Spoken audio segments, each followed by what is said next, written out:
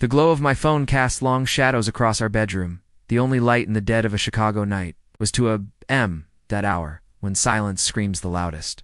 Her phone, usually guarded like a state secret, lay on the nightstand, buzzing softly. A single message preview was all it took to shatter my world. Can't stop thinking about tonight. It wasn't from her sister. My heart hammered against my ribs, a frantic drumbeat of betrayal. I picked it up. My hand trembled as I unlocked it her birthday. How ironic. The screen lit up a secret life I never knew existed. Texts, photos, plans. A whole universe of deceit, right there, under our roof. The air left my lungs.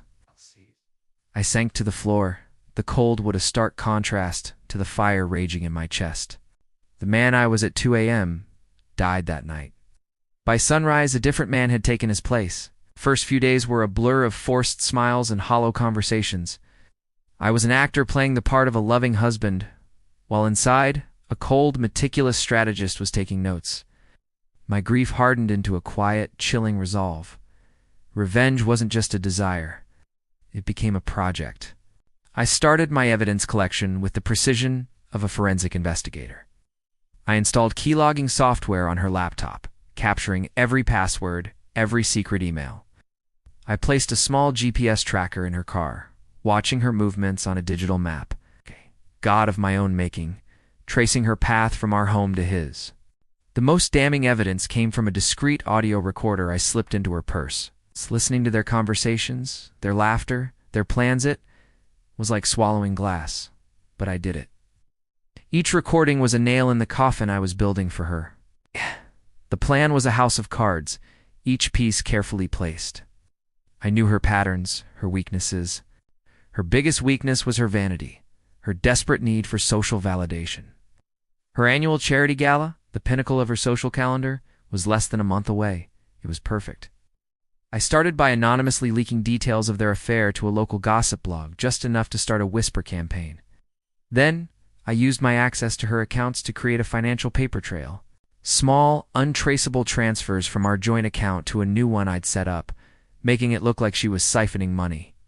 I contacted a divorce lawyer, laying out my meticulously gathered evidence. He was impressed, calling it an open and shut case. The stage was set. All she had to do was walk onto it. The night of the gala arrived. The ballroom at the Drake Hotel was glittering with Chicago's elite. She was radiant in a sapphire gown, oblivious, mingling and laughing, the queen of her hollow castle. I watched her from across the room, my heart a frozen stone. As she took the stage to give her speech, I gave the signal. My lawyer, who had already filed for divorce that afternoon, served her with the papers right there, in front of everyone. A gasp rippled through the crowd. At the same moment, the large screens behind her, meant to display photos of smiling children, flickered. They lit up with screenshots of her texts, bank statements I had doctored, and GPS maps of her trips to his apartment. Her face went pale, her confident smile crumbling into a mask of pure horror. The whispers turned into a roar. Her social world imploded in a spectacular flash of public humiliation. She was ruined, utterly and completely. I didn't stay to watch the fallout. I walked out of the hotel and into the cool night air, the city lights of the Magnificent Mile blurring through my unshed tears. There was no triumph, no elation. Just a profound, echoing emptiness. The revenge was complete, but the victory felt hollow. I had destroyed her, yes, but a part of me was destroyed along with her. Now, I sit in my quiet, empty apartment, looking out at the Chicago skyline. The city is just as beautiful, but the colors seem faded. I won the war, but I lost everything in the process. Sometimes, late at night, I wonder if the man who died that night on the bedroom floor ever really got his justice, or if he's just another ghost haunting this lonely city. Thanks for listening.